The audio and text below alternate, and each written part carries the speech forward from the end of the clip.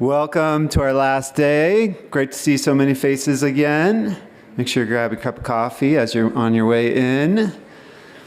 Welcome back. I'm Brett Wolk, Assistant Director with Colorado Forest Restoration Institute again. Welcome on our third day. I'm going to do a quick recap of some main themes that I think we've been hearing, overview of the day, and then we'll get right to it with our keynote speakers.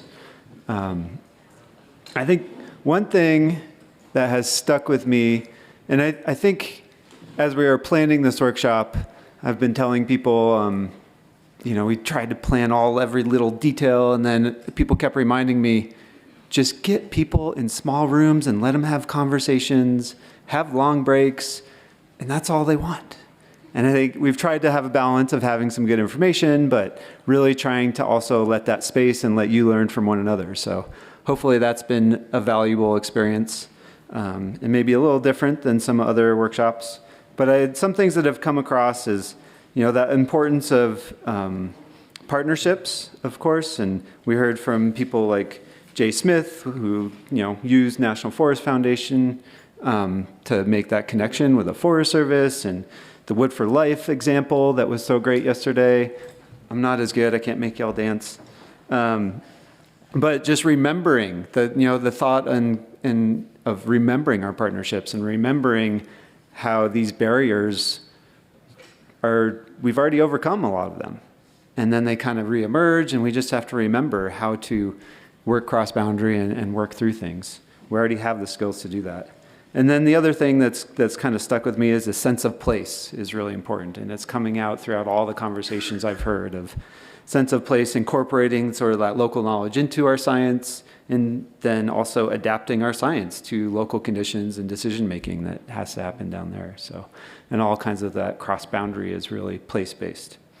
So some themes, I think really looking forward to the rest of today. I'll do a quick overview so you know what you're in store for. We're going to start with a little research perspective. Really excited to have some representatives from the Rocky Mountain Research Station of the Forest Service here this morning. And then we're going to hear from you. We haven't had a lot of report out and people sharing, with the group. And a lot of that is going to this morning. We'll have just in this room, the breakouts will be at these tables where you can share all the things that you've heard throughout all of the week with other people at your tables. And we'll try and synthesize some of that. And then we'll have a break, and after a break, this was not on the schedule, but I'm really excited to have some different perspectives on the stage from tribal, non-governmental organizations, and water utilities, municipal perspective. So get some different voices in the room and maybe some different perspectives than more traditional land managers. And then the afternoon is all about where do we go from here, bringing in some national perspectives, on how we can make a difference, what's the span of control with the national perspective as well. So that's where we're at today. It's going to be good. More good lunch on your way. So with that, I'd like to introduce Frank Carroll, or Frank McCormick, I'm sorry. And you can pull his presentation up now. Frank has spent his career researching how aquatic systems respond to disturbance. And he began as a research ecologist with the Office of Research and Development with the U.S. Environmental Protection Agency. He has worked with the Forest Service since 2003, first with the Pacific Northwest Research Station, and then with the Environmental Services Research Staff in the Washington office. He's been with ARMREST since 2009 in roles as a research program manager for the Water and Watershed Science Program, and now serves as acting director for the Forest Service Rocky Mountain Research Station. Very fortunate to have Frank here. Thanks.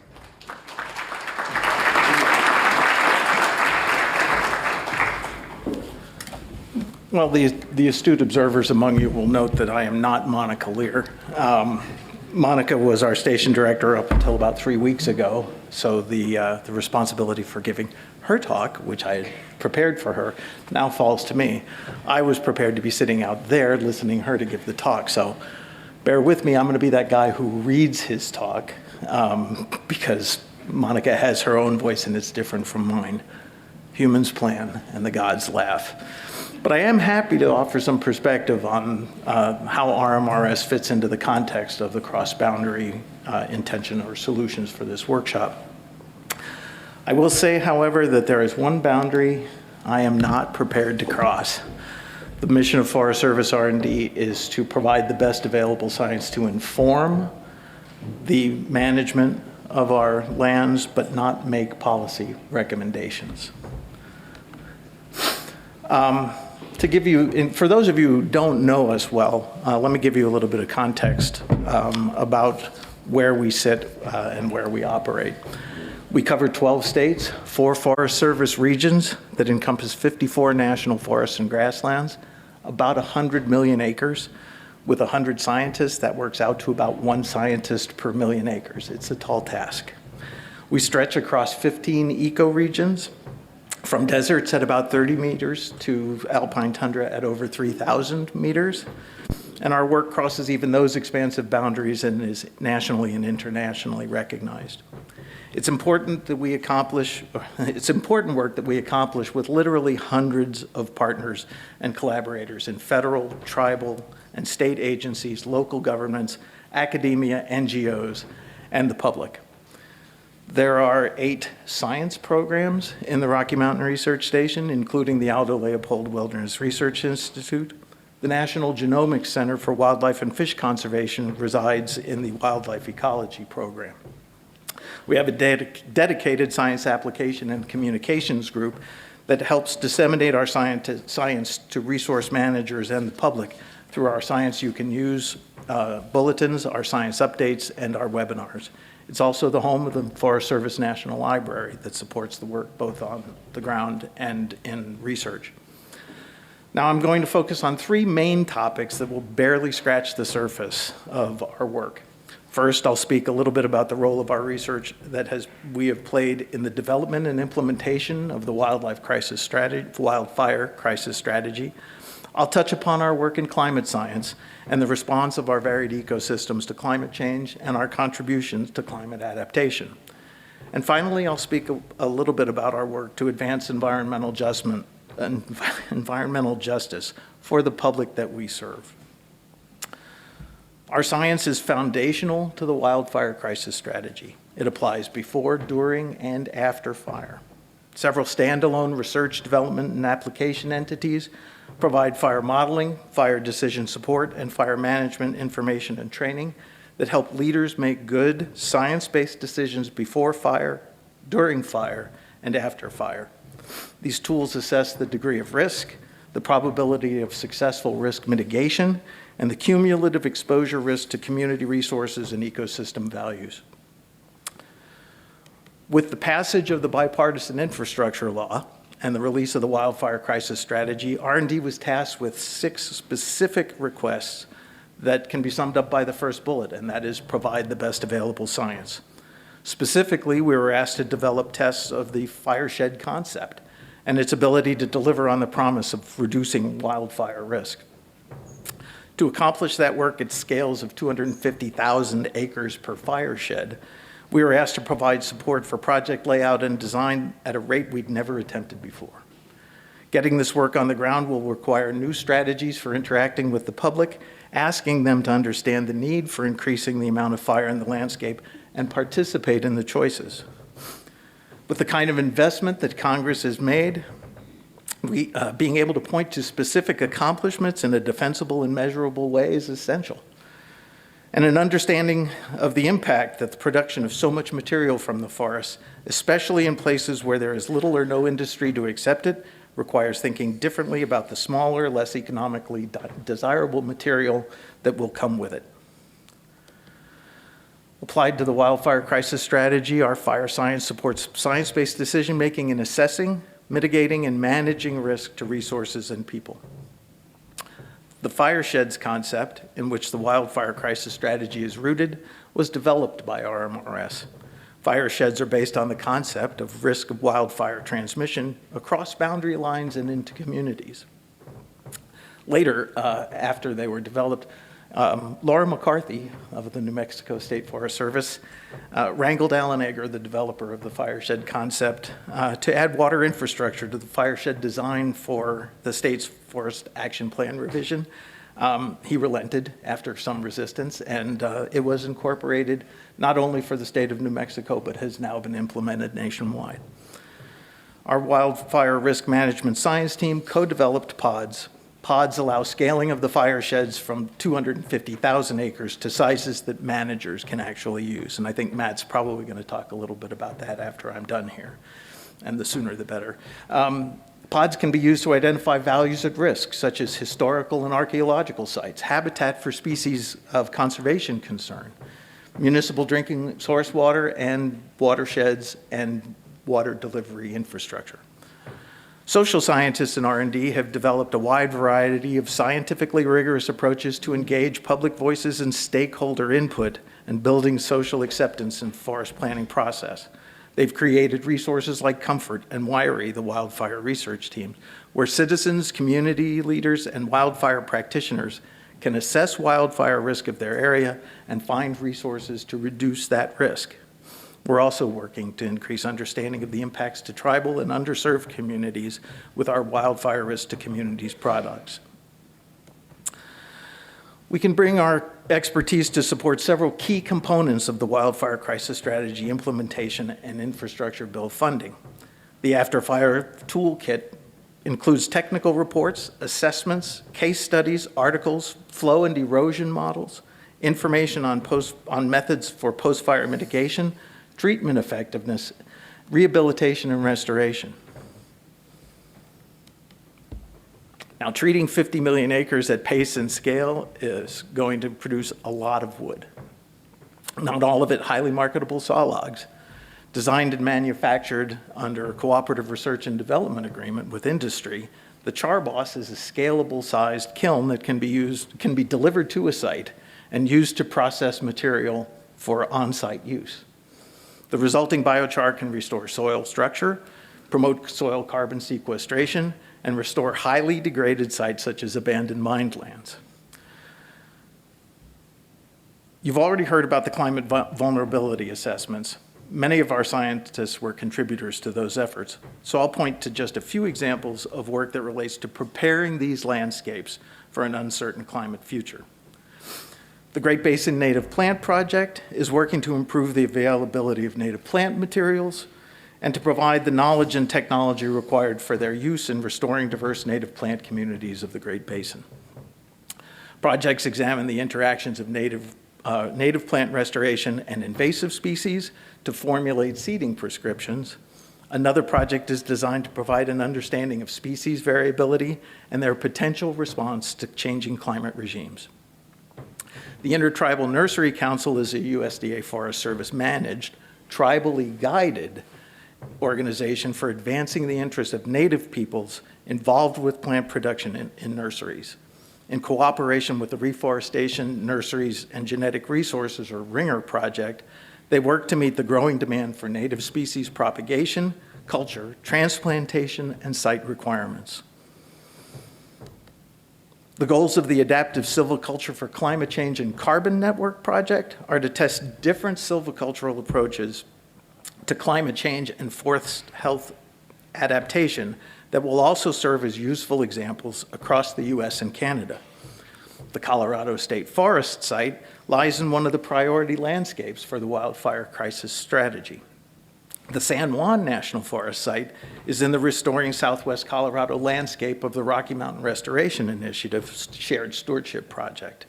We have an opportunity to establish study sites to measure baseline information on soil carbon and soil nitrogen, transport, and flux under management operations for a climate adaptation project that can simultaneously inform the priorities of wildfire risk reduction. This is not a reference to any particular date. It's how I've always referred to justice, equity, diversity, and inclusion. It's also not a recent undertaking by the Rocky Mountain Research Station. For more than a decade, Kelly Elder at RMRS and Glenn Liston here at CSU have collaborated with Inuit elders, hunters, visiting scientists, and youths to exchange knowledge among the Silali Yurit project, meaning those who work and talk about weather. The first people of Gankatukipiq in Nunavut have more than 20 different words for the term, for types of snow and ice, each relevant to their interactions with their environment. It weaves IQ, and I will not insult the Inuit elders for trying to pronounce the Q. Q means that which the Inuit have always known to be true, together with environmental modeling and a unique methodological approach that incorporates on-site land-based teaching and learning. The project is now entirely led by the local team, and they have been approached by the Inuit of Greenland to develop this project on Greenland with them. The Sierra Ancha Experimental Forest in the lands of the White Mountain Apache, and the people continue to use the land of the experimental forest to collect culturally significant resources. In 2021, RMRS began a collaborative project with Native American students from the Coconino Community College in collaboration with Northern Arizona University and Ecoculture to revisit vegetation plots dating to the establishment of the experimental forest in 1925, to begin integrating indigenous traditional ecological knowledge with past research at Sierra Ancha to detect the effects of climate change in the White Mountains and see how those vegetation plots have changed, including the changes in culturally relevant resources. This is one of the students, by the way, Gabrielle Draper, having a little personal time with a greater short-horned lizard. She is with the Ancestral Lands Conservation Corps. Leslie Sanchez, Travis Warziniak, and Mike Knowles compared the CDC and Agency Toxic Substances and Disease Registry's Social Vulnerability Index with data on current water shortages in the U.S. to identify hotspots of social vulnerability to a shrinking or a compromised water supply. David Flores and colleagues have explored recreation equity and the changing dynamic of Latinx community outdoor recreation on national and state public lands. They found an equity gap of more than 20% when the demographics of recreationists were compared with their surrounding communities. The Denver Urban Field Station is a collaborative research and practice unit of the station exploring connections of people and nature and the role of vegetation in semi-arid cities, towns, and developing regions of the Intermountain West and Great Plains. Launched in 2016 in partnership with CU Denver, the City and County of Denver, the U.S. Geological Survey, DUFS is also exploring expanding partnerships with the Metro Denver Nature Alliance, the Nature Conservancy, CSU, CU Boulder, U.S. Forest Service Intermountain Region, and others. The Denver Environmental Stewardship Mapping, or STUMAP project, the first collaborative project launched by the Denver Urban Field Station, will highlight the region's environmental stewardship landscape, documenting where many private, nonprofit, and public sector organizations work, how they are connected to one another, and from where they will source their information and tools. The project is multidisciplinary, multimedia, and multicultural. Students will be arriving this summer to spend time studying the role that trees have in mitigating extreme heat and the impact of lawn watering. The Marty cart, let's see if I can do this without changing no, that's not it. It doesn't matter. The Marty cart is the picture in the middle on your left. That's the Arizona State version. Ours is much cooler. It's based on a bike trailer. And it's fitted with meteorological instruments that measure heat, humidity, and solar radiation in areas. So it can be tugged around the city and the local or immediate site temperature detected. We have an artist in residence who's exploring similarities in the way that scientists study climate change and how artists, mostly as dancers and poets, incorporate perceptions of climate into their work. A postdoc will be studying tribal water resources and the implications for the adjudication of water rights. Most of this work is tied to vulnerable communities and environmental justice, since the impacts of climate change and resource degradation show up vividly in urban and urbanizing communities.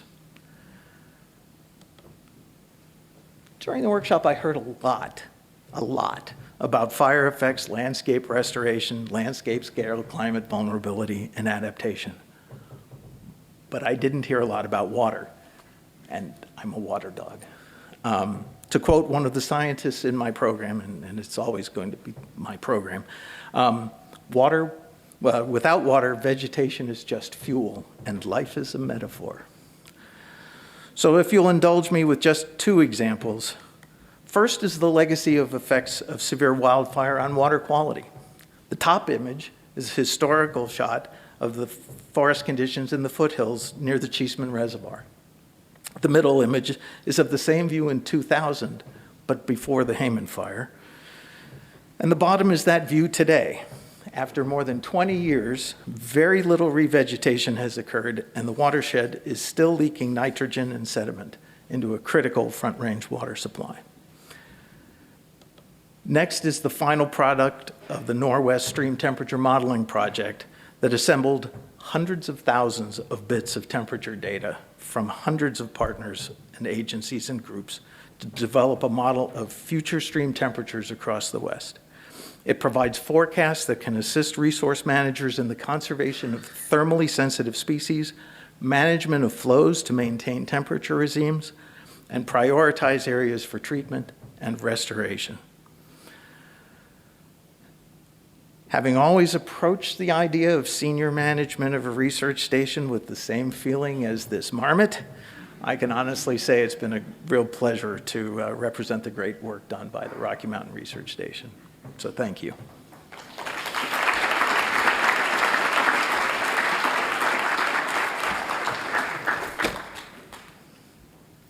How did it go?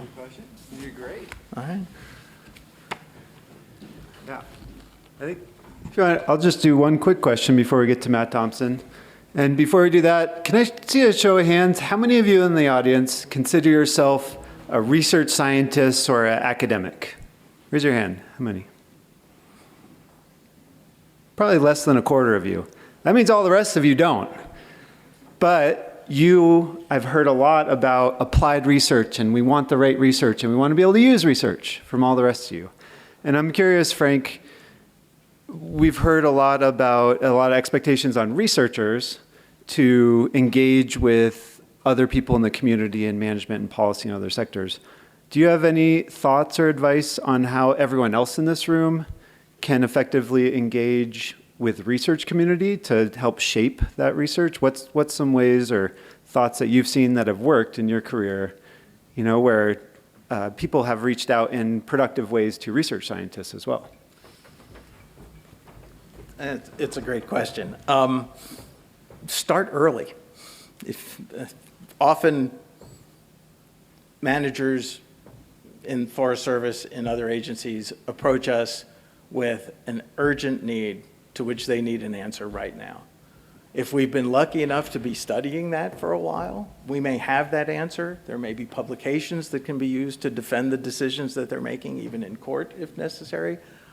But as challenging as it sounds, as challenging as your work is, and as much time as you're spending just chasing the things you need to chase, spend a little bit of time doing future casting, which is a lot of what this workshop is about, and be thinking about your needs that might arise in 5 years, because that's about as much time as it's going to take any research enterprise to develop a study that will answer the question that you're asking. So start early, get to know who we are, and co-produce the science with us. That's the other thing that I think we'd really like to try and do, is knowing where you're working, knowing what you need.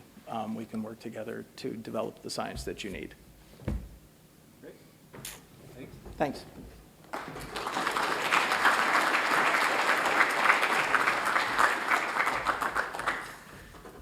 Great. Thanks, Frank.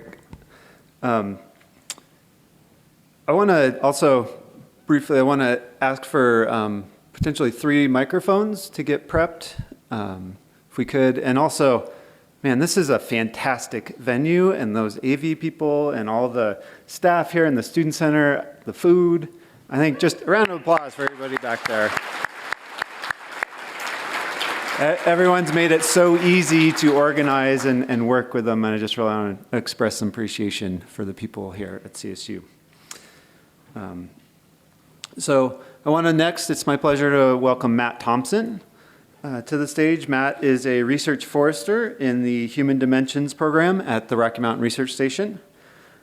His research has focused on the integration of systems and industrial engineering with economics and other disciplines to support natural resource management and decision making. And we invited Matt to talk about performance metrics and monitoring outcomes and how that shapes our work. How many of you know about, board feet and acres treated as a metric, and that drives a lot of what you do? How many? Great. Matt's not going to talk about that because you know about that. Right? So we might allude to it a little bit, but we wanted to get a little different flavor of how do the performance metrics and how does reporting your outcomes, how can you work with that in different ways? So I'll welcome Matt up here. I do want to cue, I was asking for some microphones. We haven't asked for a lot of live questions from the audience. We've been kind of trying to move things forward. After Matt's talk, I think we do want to open it up. This is today for all of us to start sharing and talking amongst ourselves a lot more. So we will open it up for a couple questions after Matt's talk. So be thinking about that. Just want to give you a heads up. Thanks, Matt. All right. Move back for you. Thank you. Good morning. Excuse me. I'm an engineer with low EQ. And so just want to acknowledge that a lot of folks in this room have really shaped my thinking and helped me realize that the world is not something that can be mathematically optimized at all times. So Courtney Schultz, Tony Chang, Sarah McCaffrey, Mike Caggiano, and several others. So with that, I'll jump into it. Yeah, the talk is about performance measurement. And performance measurement, as Brett alluded to, means a lot of things to a lot of different people, right? We use it as a mechanism for communicating with stakeholders as to what we're doing. We use it as a mechanism for reporting accomplishments. We use it for budget justifications. We send it to Congress. We send it to oversight agencies. And all of that, I think, is very important, and especially in the wake of the crisis strategy and all the legislation and the investment that accompanied it, there's a lot of pressure to deliver and to show that we're delivering by reporting things like board feet and acres treated. I think if we extend our gaze a little bit, as I think Matt used that phrase yesterday, we're also, a couple of years down the line, going to be held to account for did we actually move the needle at all in terms of better land and fire outcomes.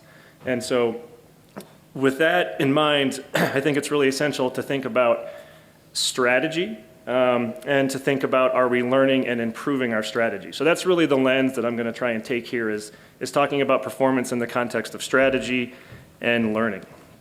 And so I'll jump into that first. And to give a sense of kind of my perspective on this, most of my career I've been in some way, shape, or form involved in risk and risk management, and including with the agency's kind of enterprise risk management program. And this is the report that came out in 2017. In 2016, the Office of Management and Budget required all federal agencies to start instituting enterprise risk management. And what I really like is the focus of this report that gets to that nexus of strategy and performance. And it highlights kind of three ways in which there are risks associated with that nexus. One is just risks to your execution on the strategy, and that as measured in terms of performance. A second is the risk of what that strategy means in terms of other implications for your organization. Yesterday, I think it was Chris in our breakout group alluded to, and I really like this language, a saturation of priorities and a dilution of capacity.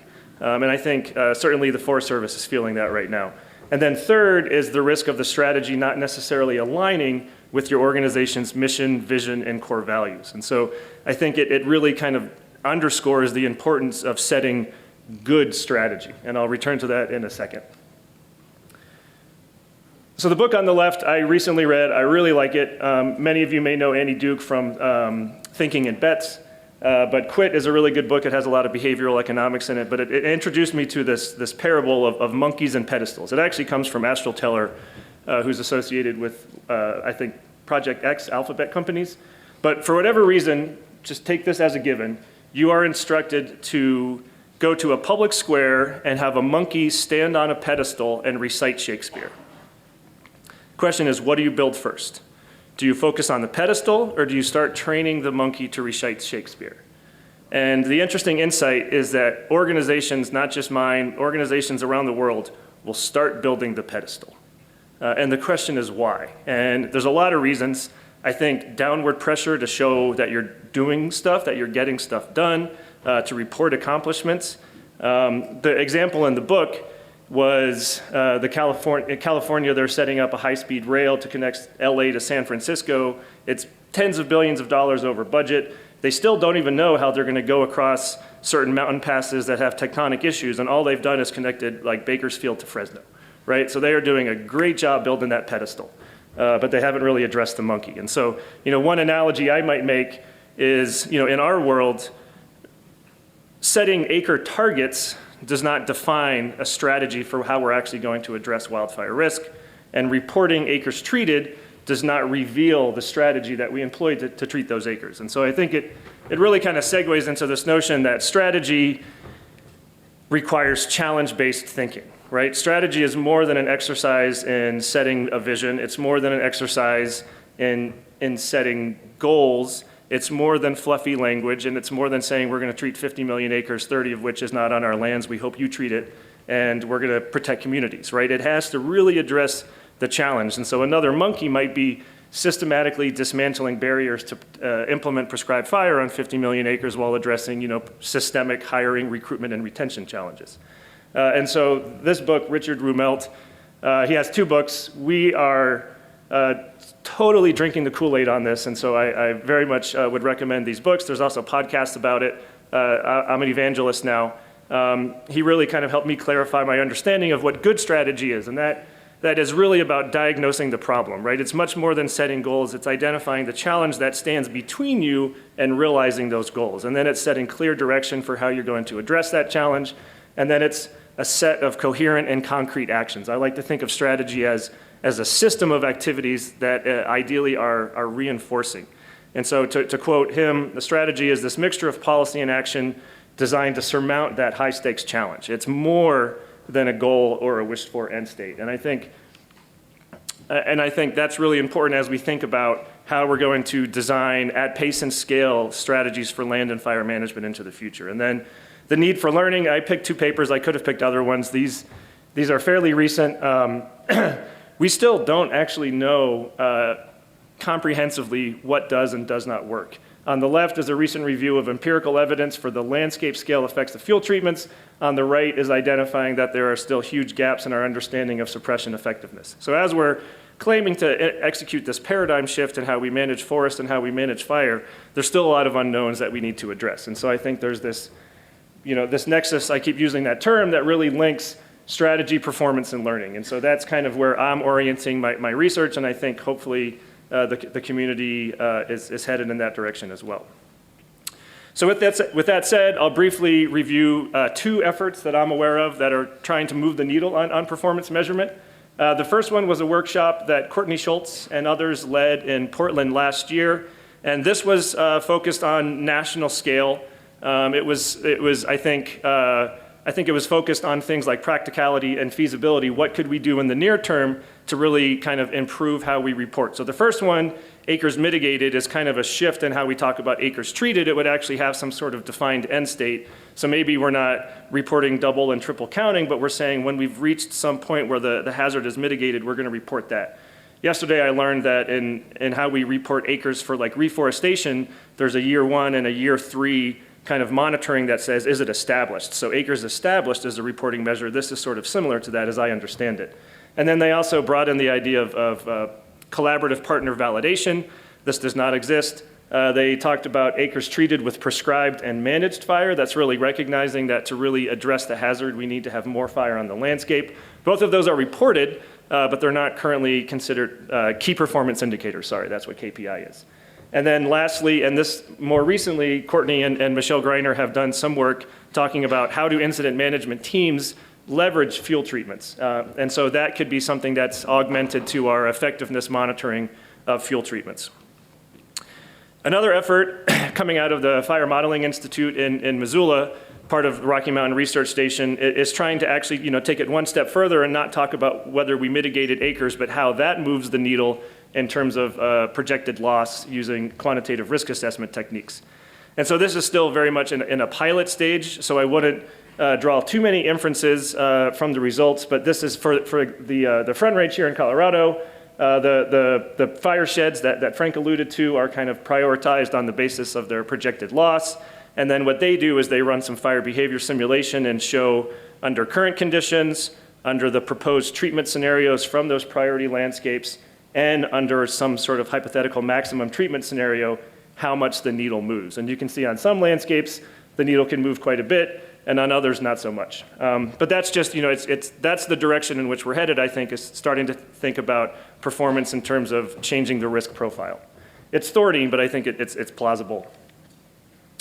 And then at FMI, they're taking this one step further, now kind of scaling from those 250,000 acre fire sheds down to 25,000 acre project sheds, and they're beginning to kind of deconstruct it into how much of the land is treatable, how much of that is meaningfully reducing risk with fuel treatments, where are the communities, and they have this, they're calling it strategy. It's not necessarily what I would call strategy, having read Rumelt, but they're talking about the different kind of management emphasis areas given the nature of the hazard and what can be done about it. And so to my mind, that's a really critical kind of diagnosis of the problem and the challenge you're trying to address. In some of these areas, fuel treatment will not be the problem, and maybe you need to focus on reducing home susceptibility. So these are kind of the building blocks of a landscape strategy, as I see it.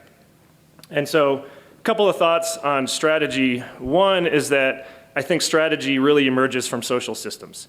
I'm certainly guilty of this in the past, thinking that an optimized computer output that tells you a sequence of where to treat when, calling that a strategy, but I don't think it is. I think you need to have the collaborative systems involved, the planning systems involved, the implementation systems involved. And so this figure is from the shared stewardship in Utah, and they have these key performance indicators.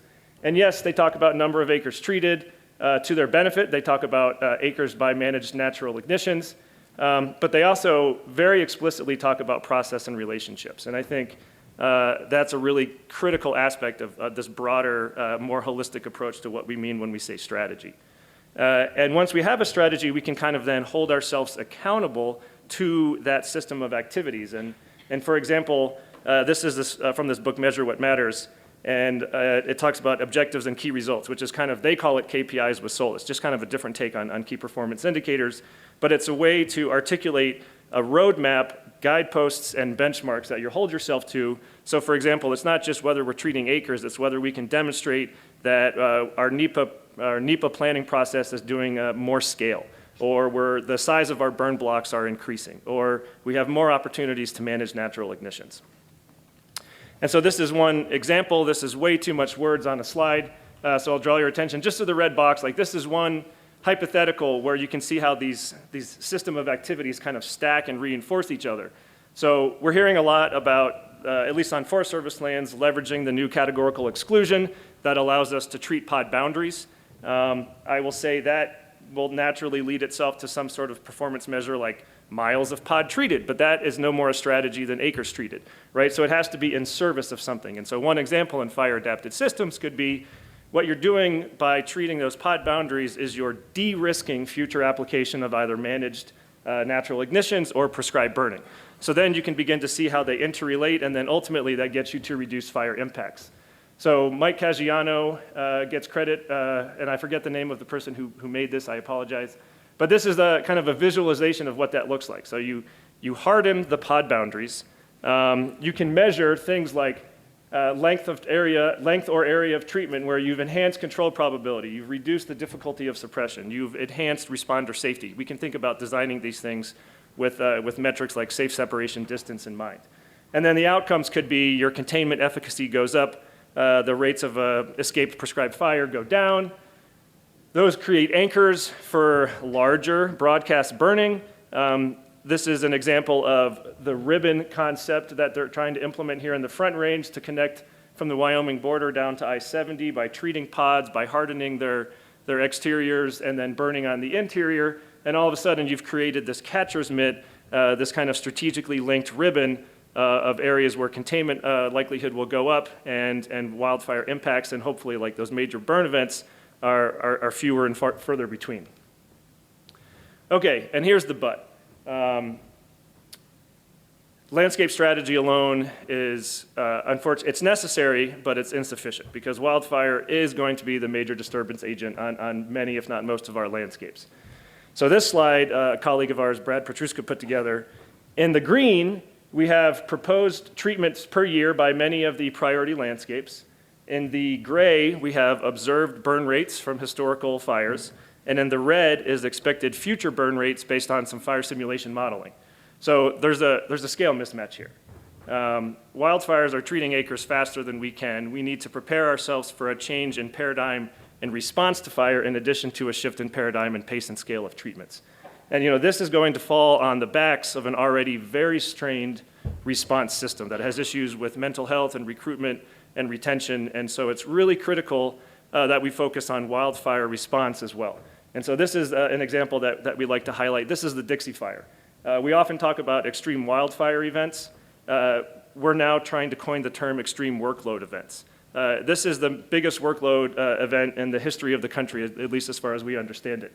So there was about 361,000 total person days on the Dixie Fire.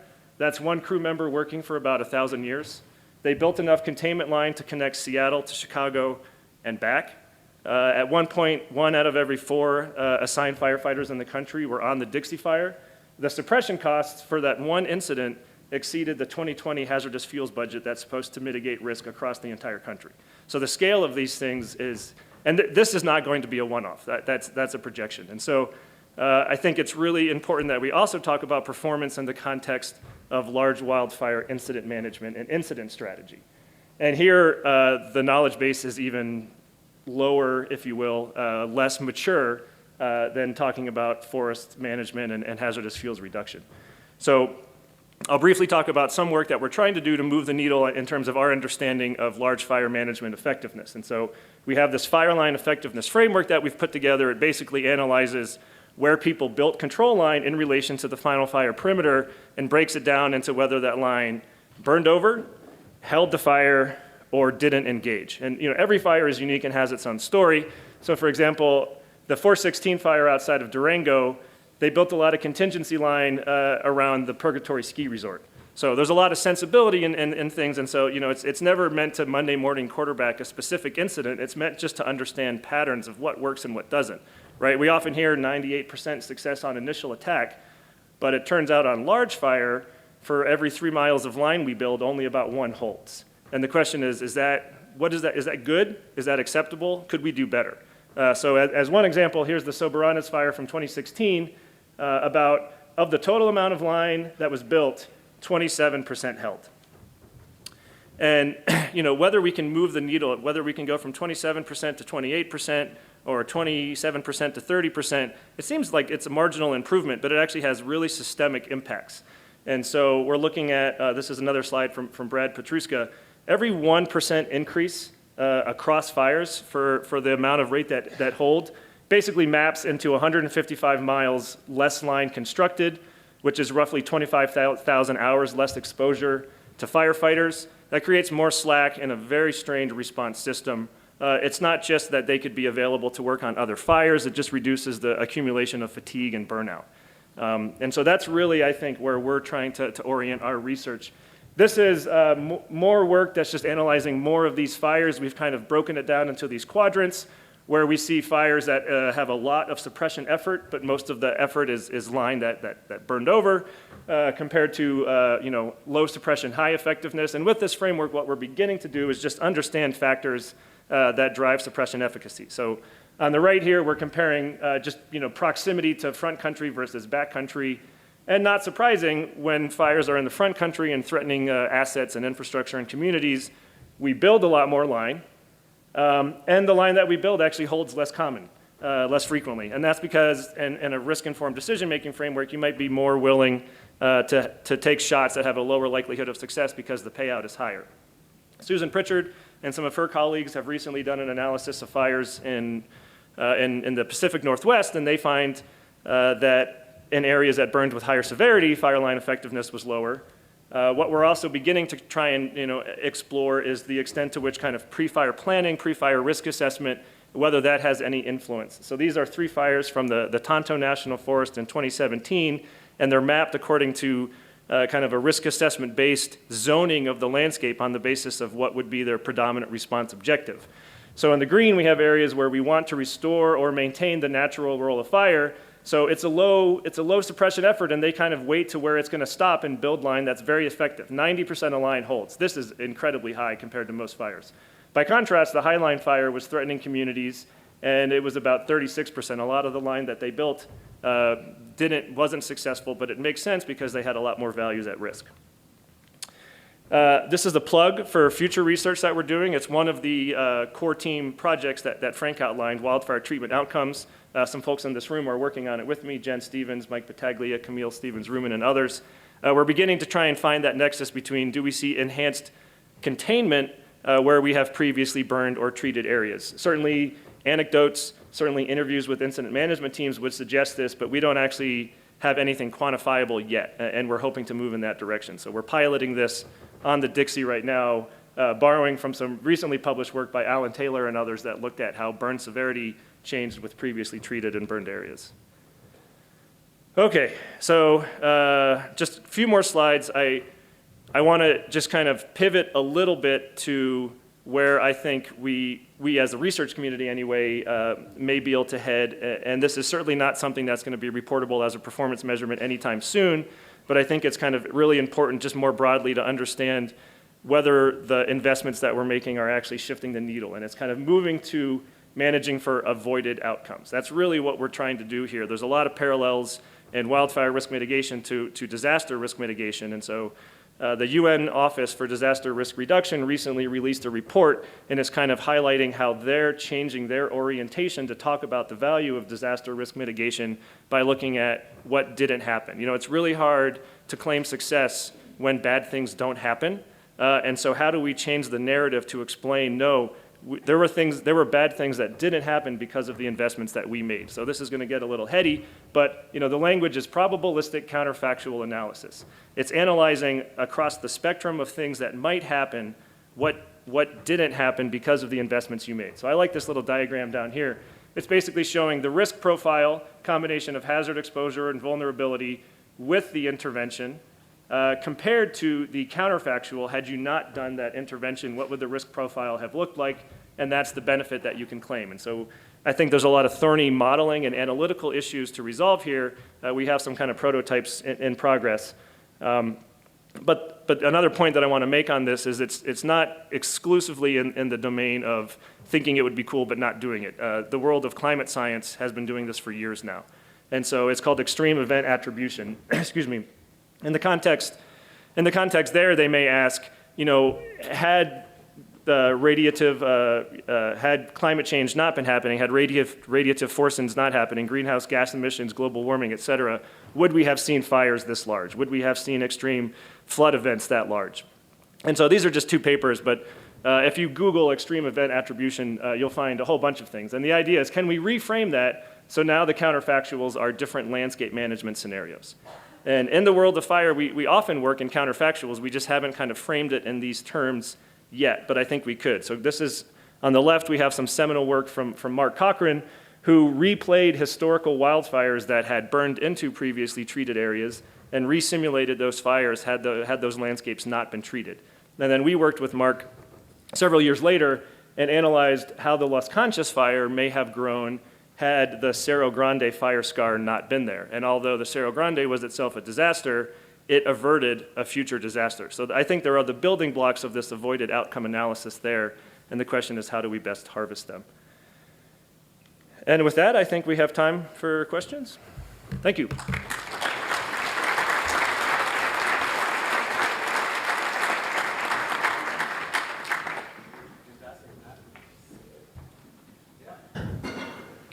Any questions out there? We got some microphone runners, one on either side of the room. Pop your hand up. Otherwise, I got a couple to get us going.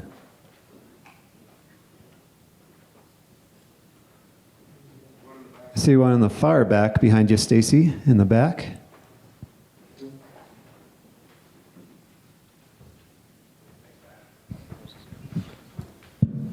Thanks, Matt. So I'm curious from the KPI conversation that you had earlier in your talk, when it comes to that gray area between acres treated via prescribed burns and acres treated via fires managed for resource benefit, in 2009 we removed wildland fire use as a term on the justification that there's benefits to be had even from fires that are managed for primarily protection objectives. Do you have any thoughts on where that gray area can fit within the context of building better strategies and KPIs?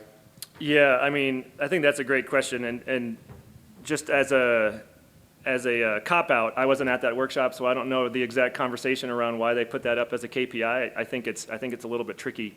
I would say we need to have a broader conversation and kind of a reckoning with what we even mean when we say incident strategy, right? So we report things into these bins of monitor, point protection, confine and contain, or full suppression. But then what we report and then what we're actually doing could look identical for two fires that are labeled the exact opposite, or for two fires that are labeled full suppression, what we do may look entirely different. So I think it's a bigger conversation around, how are we reporting what it is that we're doing? And I think, oftentimes, it's easier to just call a fire full suppression and then do whatever you want to do with it, including getting those good acres. So I think we have the analytical tools to make better decisions on good strategies for fires, but I think how we communicate around that and what we label as desirable acres is a much thornier conversation.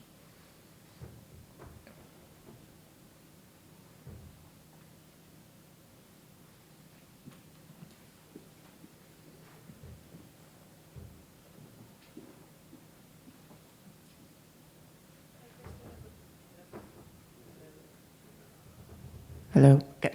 Hi, Christina Burry with Denver Water. So I wanted your thoughts on more frequent time intervals of metrics reporting. So what I mean by that is typically for a water utility, we use avoided cost as like a way to showcase the benefits of our investments. And that's great for like long-term, like a longer scale of reporting. But our board loves monthly metrics, and that's really tough. So we typically use like acres treated as like a monthly metric to entertain what they want to see. But we want to do better. And so has there been any discussion about more like even quarterly as opposed to annual type of metrics reporting? Not that I'm aware of. I mean, one idea that comes to mind is just, in addition to reporting like accomplishments, like you're talking about, acres treated, is to try and think about process accomplishments. So are you participating in cross-boundary collaboratives that are designing treatments at broader pace and scale? And can you point to how that process is moving forward? Maybe it gets at that community readiness idea. I think holding ourselves accountable to kind of like how we're going about business operations in pursuit of acres, I think is maybe just as important as reporting acres. So that's one idea.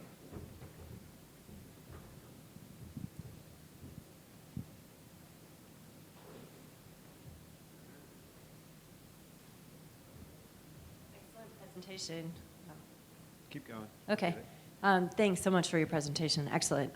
Had a quick question about the fire line effectiveness part. I was wondering about, especially with the Dixie Fire, 3,500 miles of fire line. Do you know what sort of post-fire line construction monitoring there will be for invasive species and erosion? That is a great question. I don't have the answer. I know that we have actually, since we've presented this, we've been reached out by a couple of people who want to know where dozer line was for rehabilitation of like culturally sensitive sites.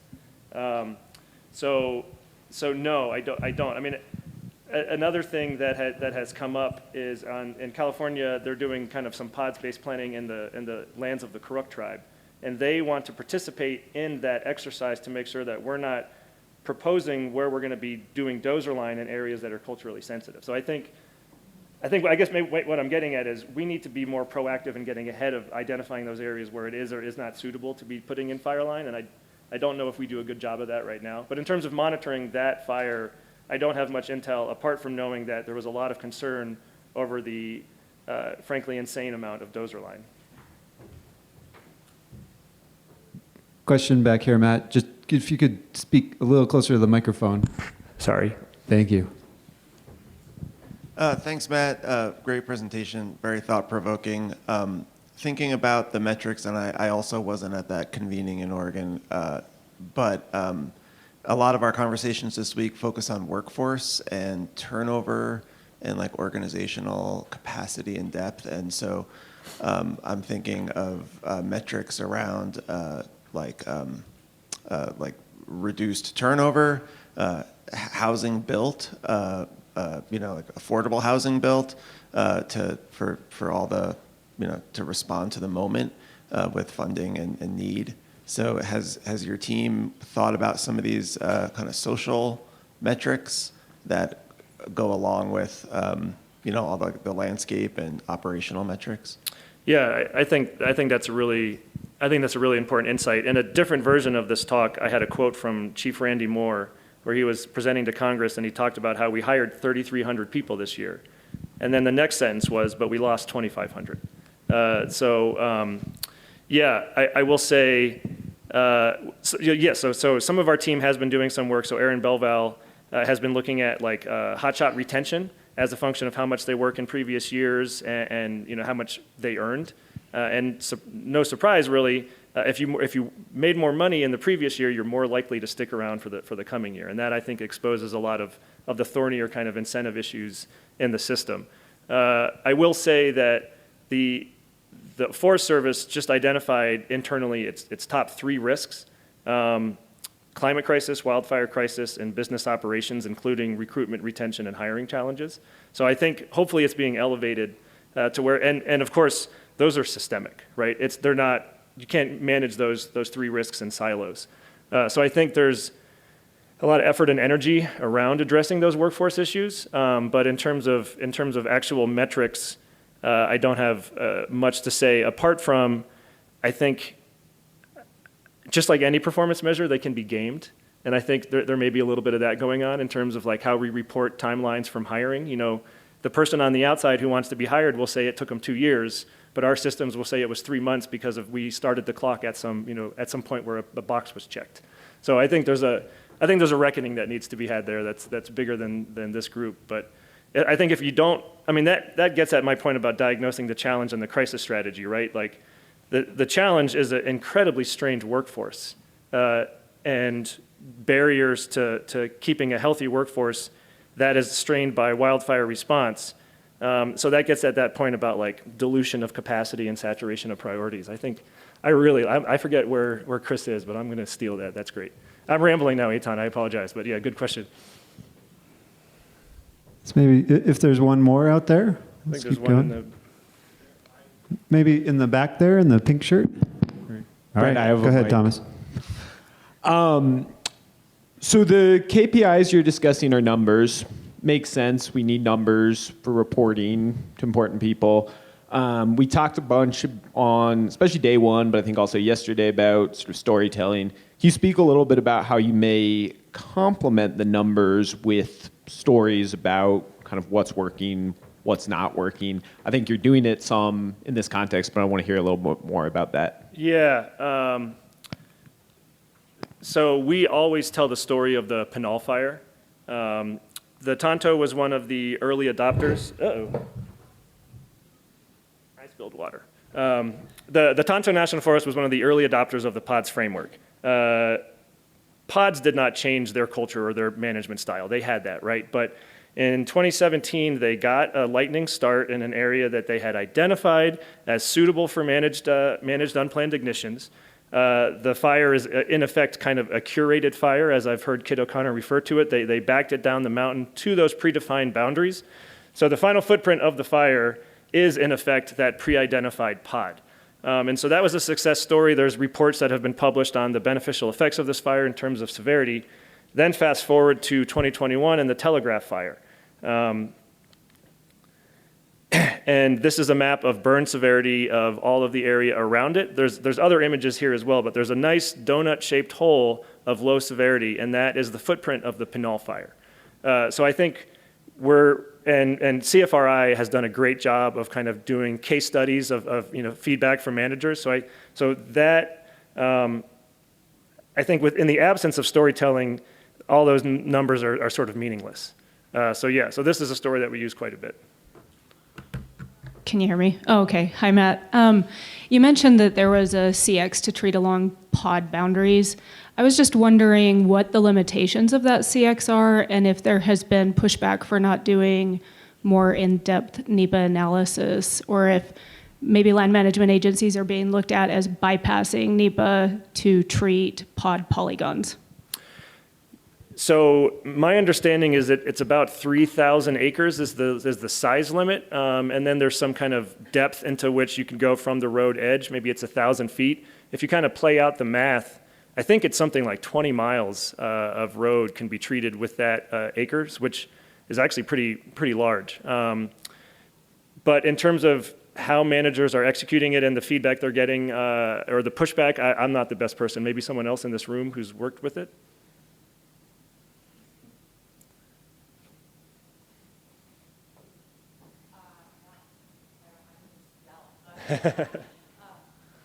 Yeah, I'm on the Rogue River Siskiyou. We recently had to do an environmental analysis based on that CX, trying to use that CX category on the Slater fire and recovery afterwards. So we were unsuccessful, even though we worked with our environmental community. We had another community in California sue us. Unfortunately, we're still going to keep trying to use it. Yeah, that's just one example. So there is definitely some pushback on it being a CX, especially if there's a commercial component. Thank you. Hello? What's a CX? Categorical exclusion. Thank you. A way for a different form of NEPA and clearance to get work done. Great.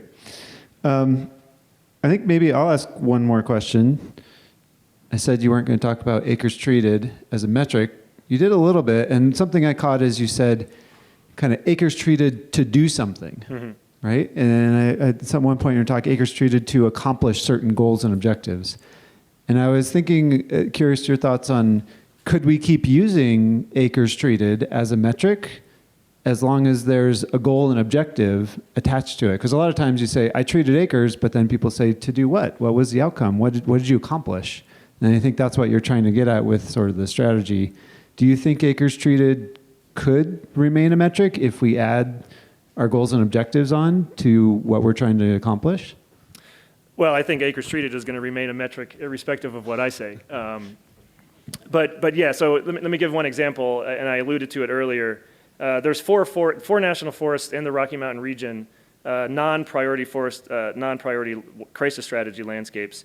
They're getting tens of millions of dollars to do pod roadside treatments.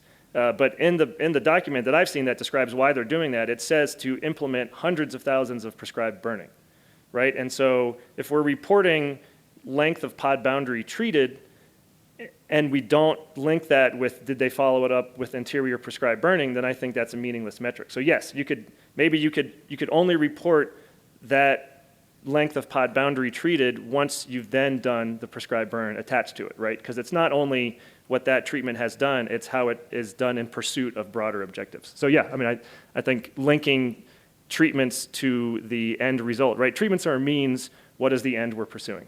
So yeah. Yeah, I'd push even a step further of working on the pod boundary to do an interior prescribed burn, but to protect water supplies, to protect homes, to improve wildlife habitat. Sure. So what's your end objective with those steps and the tactical steps that we often track as our metrics? So I think more of that storytelling and adding to that as much as we can. So thank you, Matt. That was fantastic.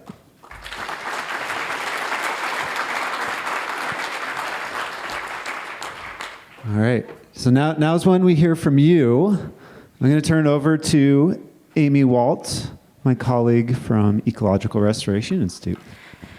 This is the last breakout, and you get to stay right here. So look around your table, and these are your breakout buddies. So on the table, we actually do have an 8.5 by 11, and if we could get that QR code up, how's that working for you? Yep, perfect. We're going to use Mentimeter. This barcode's going to be up for about 5 minutes, and so if you guys can, like, put your phone on it. If you don't want to do that, just find one person or two at your table to do it for you. And if you're sitting alone, you can find another table, or if you want to like enjoy that recharge, if you're an introvert, like I actually am an introvert, go for it. Your seats in the room. We thought we'd spend just a couple of minutes sharing some of the high-level observations that happened at the Mentimeter. And then in about 10 minutes, we'll roll into our panel of non-federal perspectives on where we're going in the future. That was great. I kind of trolled the back tables, and I hope you enjoyed it. I seem to hear a lot of conversations. You know, I would call it a soft outcome, but it's not really soft to me. It's a pretty serious outcome, is just to generate the conversations. And I heard a lot of exciting conversations at all the tables. So thank you guys for tolerating our tech tool. And just wanted to share, the word clouds are often really pretty, but we also, what you need from partners, I see a lot of CO words: communication, coordination, even what I really enjoyed was cooperation, those kinds of things. But then there's grace, and there's been a theme throughout this of like the storytelling, but also having patience, stuff like that. One thing in the themes, we had that, what's something you've heard more than one conversation about? That was really fascinating, and it was a lot of data. It was the most responses. We got about 326 responses. Mentimeter like spits out these stats for us. That's great. Across all the surveys, so it's double counting acres right there. But these themes that came out were great. You know, everything from prescribed fire insurance to business operations, you know, incorporating those private corporations. Indigenous perspectives come up over and over again. Good neighbor authority. Recognizing a lack of organizational capacity. I also saw something about what are collaboration mechanics? You know, what are you know, things that can help collaborations be successful? Let's see. Future range of variability came up a couple of times too. And de-risking. I've heard things called shared risk, but de-risking is something that's new to me. And then if you want to show the next, that last word side, thanks. This is our amazing AV crowd. So we're going to end, and we have a survey at lunch too. What did you want to talk about, but it never came up? This is a long list. So I'd consider this workshop a starting point. We recognize you can't cover everything. We had a pretty packed agenda, but this is great information for us to move forward. But across both of these word clouds or those questions, we'd actually like take a couple minutes, and we can find some mics. Does somebody want to elaborate on something their table talked about? Or could somebody share a little bit more about what their conversations revolved around that they think the whole group would benefit from? And here's Brett. We got Kat on that side too. Kat, with the elusive purple mic.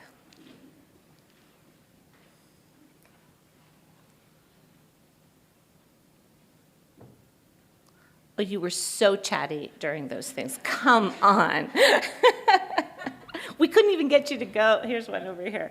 We couldn't even get you to go get your cookies. Thank you. Yeah, my table was just talking about the case study peer learning sessions, and we thought that was a wonderful opportunity. One thing we'd really like to see is if we could visit more than just one of those, because there's so many good ones to choose from. Noted. I think one other thing we haven't said very much, these plenary sessions are all recorded and we'll share publicly afterwards. Unfortunately, the breakout sessions, we didn't have the technology and those were not recorded. So all of the plenaries are, but the breakouts were not recorded. We heard that even from our speakers in those sessions, that they wanted to attend other sessions. So we hear you. There was a question in the back. I noticed right in the middle of your slide is tribal priorities.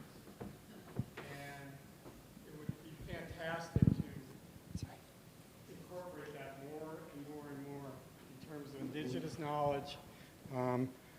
I'm okay. I'll sing if I have a mic. But anyway, but I'm just glad to see that's like up front and prominent. So please push that. Thank you.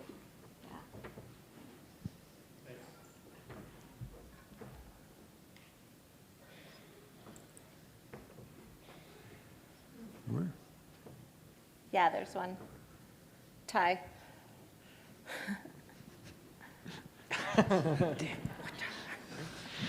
Sorry, so I switched tables during the break, so you guys feel free to correct me if I'm misrepresenting. But one of the things that we talked about was that we talked a lot, like this conference has talked a lot about fire, and that water to second on what Frank said this morning, wasn't brought up as much, and that was just something that we noted that we'd like to talk about more. Yeah, great observation.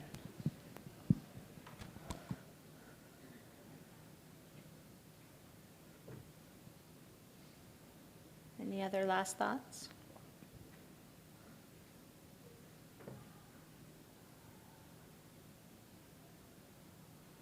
Well, I heard a lot of good conversations, and what I was really seeing are people are changing tables and kind of mixing up, and I appreciate that you're taking advantage of that.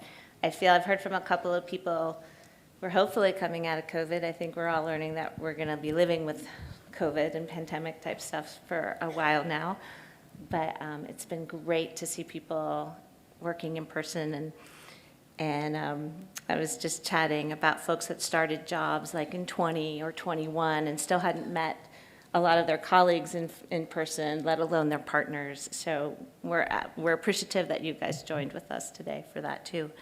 I think with that, Brett, let's just roll over to the panel. Thank you, guys.